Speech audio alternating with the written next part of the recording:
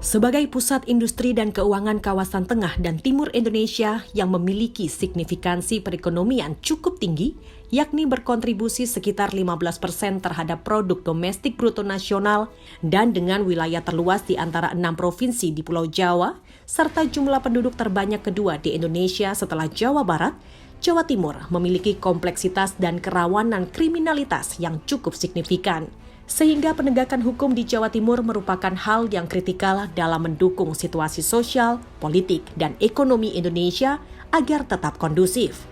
Bidang Tindak Pidana Khusus Kejaksaan Tinggi Jawa Timur atau Pitsus Kejati Jatim tidak saja berperan penting di dalam penegakan hukum di Jawa Timur, namun juga di Indonesia.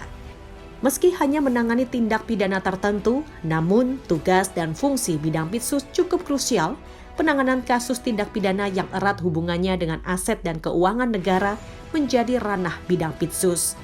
Tidak hanya menangani tindak pidananya saja, tetapi juga menyelamatkan aset negara yang hilang akibat perbuatan korupsi. Selain melakukan supervisi dan evaluasi terhadap 38 kejaksaan negeri se-Jawa Timur, Pitsus Kejati Jatim juga aktif melakukan kegiatan penyelidikan dan penyidikan sendiri untuk mengungkap berbagai kasus korupsi, serta melakukan proses pra-penuntutan terhadap kasus-kasus korupsi, pajak, kepabeanan, dan cukai yang ditangani oleh penyidik instansi lain. Para jaksa Pitsus Kejati Jatim melakukan telaah dan kajian mendalam terhadap kasus yang akan ditangani, yang dilanjutkan dengan permintaan keterangan dan pemeriksaan pihak-pihak yang dianggap mengetahui dan atau terlibat dalam kasus yang akan diungkap secara detail dan menyeluruh, dan diikuti dengan pencarian bukti-bukti termasuk melalui penggeledahan dan upaya paksa lain. Para jaksa Pitsus Kejati Jatim secara berkala memberikan laporan dan melakukan ekspos atau pemaparan kasus yang ditangani kepada pimpinan, termasuk kepada asisten tindak pidana khusus dan para kepala seksi bidang Pitsus sebagai bagian dari bentuk pengendalian dan akuntabilitas. Data penyelamatan aset yang ditangani oleh Pitsus Kejati Jatim meliputi aset Gelora Pancasila seluas 7.500 meter persegi, aset Jalan Kenari yang tertutup proyek Superblok dan pusat perbelanjaan di kawasan Tunjungan, Surabaya,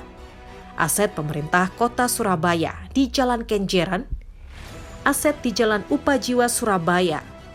aset tanah di Jalan Desa Ploso, Kecamatan Wonoayu, Sidoarjo seluas 70.000 meter persegi,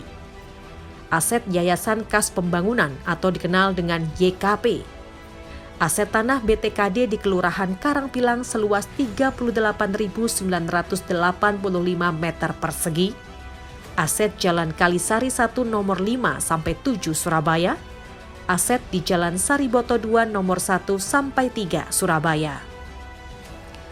Selain itu, Pitsus Kejati Jatim juga sukses menangani kasus penyelesaian pembayaran klaim Bank Garansi Jaminan Uang Muka pada PT Bank Syariah Mandiri, Region Office Surabaya. Dan saat ini, bidang tindak pidana khusus Kejaksaan Tinggi Jawa Timur sedang mengusut dan menangani kasus perkara Bank Jatim Cabang Kepanjen tahun 2016 sampai dengan tahun 2019 yang merugikan keuangan negara sebesar 179 miliar rupiah.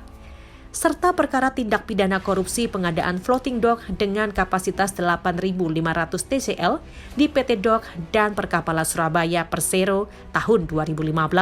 dengan kerugian keuangan negara sebesar 63 miliar rupiah.